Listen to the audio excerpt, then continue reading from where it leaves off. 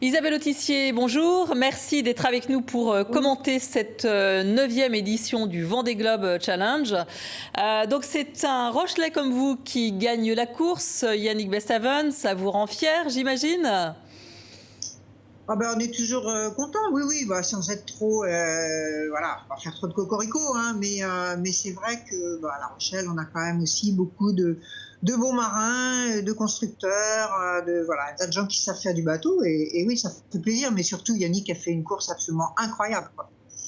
Alors Yannick a fait une course incroyable, mais bon, les femmes de cette édition ont aussi très bien navigué, donc on en compte 6 sur 33 navigateurs. On est quand même très loin de la parité. Comment vous expliquez que les femmes soient restées aussi longtemps loin du milieu marin ? Ben d'abord parce qu'on revient de loin. Historiquement, les bateaux étaient extraordinairement physiques, hein, et puis on vivait dans une promiscuité absolument complètement délirante. Sur un bateau de la taille du Vendée Globe, on aurait été 25. Donc vous imaginez la promiscuité. Et donc effectivement, avec en plus tous les stéréotypes qu'il y avait sur les femmes, voilà, les femmes non seulement n'avaient pas leur place à bord, mais petit à petit, peut-être le rapport un peu spécial des hommes à la mer faisait que les femmes étaient presque un peu indésirables. Et d'ailleurs, elles portaient malheur pendant longtemps, une femme à bord. Moi, quand j'ai commencé à naviguer en tant que scientifique avec les pêcheurs, si on pêchait pas bien, c'est parce qu'il y avait une femme à bord, quoi. Donc, il y avait ça, c'est toujours quand ce même des côté choses superstition qui était présent ? Oui, c'était présent jusque très très récemment. Alors bon, ça a quand même lâché, je pense, en grande partie maintenant. Moi, j'ai jamais eu de réflexion sexiste quand j'ai navigué à la voile, en tout cas. Mais oui, ça a perduré très longtemps et bon, ça commence à aller mieux quand même. Alors, on vient de voir Clarisse Kremer qui dit dans le reportage que son bateau, il est configuré un peu différemment. Alors, est-ce que l'on construit un bateau différemment quand c'est une femme qui tient la barre ? Alors d'abord, on construit toujours un bateau pour soi. Chaque marin a ce qu'il sait faire, ce qu'il ne sait pas faire, ce qu'il aime pas, son expérience, et va donc discuter avec l'architecte pour essayer d'optimiser ce couple, en quelque sorte, marin-bateau. Quand on est une femme, moi j'ai eu un peu le même réflexe que Clarisse. Je me suis dit, bon, c'est sûr qu'en termes de force physique, bon ben voilà, il n'y a pas photo, j'ai pas les mêmes muscles et la même configuration. Mais si je veux aller aussi vite, eh ben on va essayer d'inventer quelque chose. Bon, moi, il se trouve qu'avec mes architectes et mon équipe, on a développé la quille qui veut tendre, par exemple, qui permet, on va dire, d'aller aussi vite avec un bateau plus léger, donc plus facilement maniable. Donc voilà, oui, effectivement, Clarisse a raison. On va faire un peu différemment et on va trouver des solutions, on va innover pour trouver des solutions. Alors, en quoi les femmes elles peuvent faire la différence précisément dans le reportage journalistique? Ce n'est pas les gros bras qui font les grands marins. Alors, en quoi diffèrent-elles des hommes dans la façon de naviguer? Est-ce qu'il y a une différence d'ailleurs?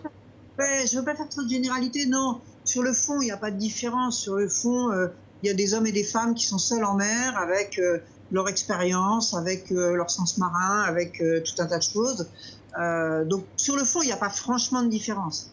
Et je pense qu'après, sur des courses comme ça, qui sont des courses, ça a été souligné d'ailleurs par tous ceux qui sont arrivés cette nuit, où le côté mental est extrêmement important parce qu'on passe son temps à avoir des ennuis, on passe son temps à être dans la difficulté, voilà, il faut résister.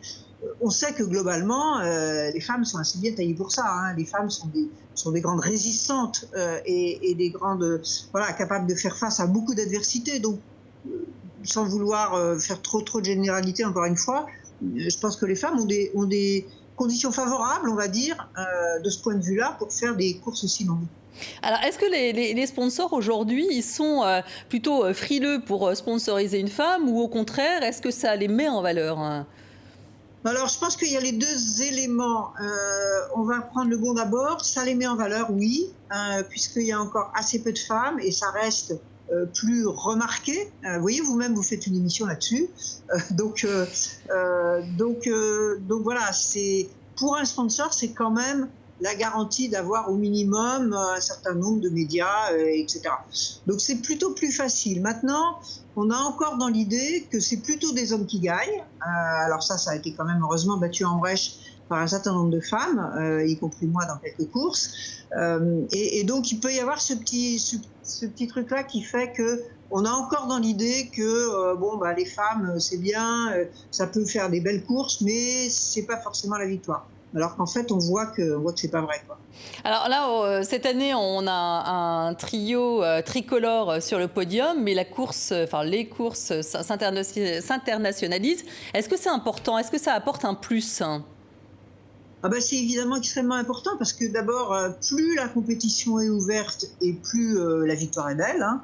Il faut des concurrents, mais ce qui est intéressant aussi en internationalisant, c'est que on va aller chercher des compétences, des idées, des talents assez différents de ce qu'on a en France. En France, on est, j'allais dire, les champions du monde pour tout ce qui est la course au large et en particulier en solitaire, hein. On voit la Mini Transat, le Figaro, le Vendée Globe, c'est des courses françaises. Mais arriver à l'internationaliser, ça va donner plus de poids et ça va amener des gens différents. Et je crois que c'est très intéressant que cette édition du Vendée Globe était particulièrement ouverte à d'autres nationalités. Alors, on le voit, hein, la course au large ne peut pas échapper aujourd'hui à la cause écologique. Vous êtes très investi dans ce domaine. Alors, comment les marins ils peuvent s'impliquer dans ce combat? On l'a vu sur cette course et on voit d'ailleurs depuis quelques années que beaucoup de marins courent pour des causes. Beaucoup de causes environnementales, mais aussi des causes sociales, qu'ils arrivent à associer sur leur bateau.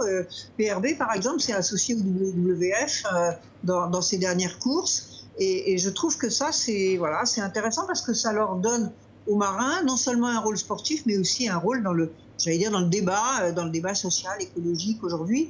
Certains d'entre eux sont allés un peu plus loin. Je pense à Boris Herman, par exemple, ou à d'autres, qui ont embarqué à bord soit des balises météorologiques ou des balises océanographiques à lancer en mer, soit des systèmes de recueil de données pour conforter la science. Donc ça, c'est encore un pas de plus. Mais évidemment, globalement, parce que les marins, on évolue dans la nature, et qu'on sait que la nature est forcément toujours la plus forte et qu'on ne se bat pas contre elle, mais avec elle. Je pense que de toute façon, les marins sont sensibles à ces causes-là. Merci beaucoup Isabelle Leutissier d'être venue commenter cette 9e édition du Vendée Globe. Je rappelle que vous êtes non seulement navigatrice mais aussi autrice.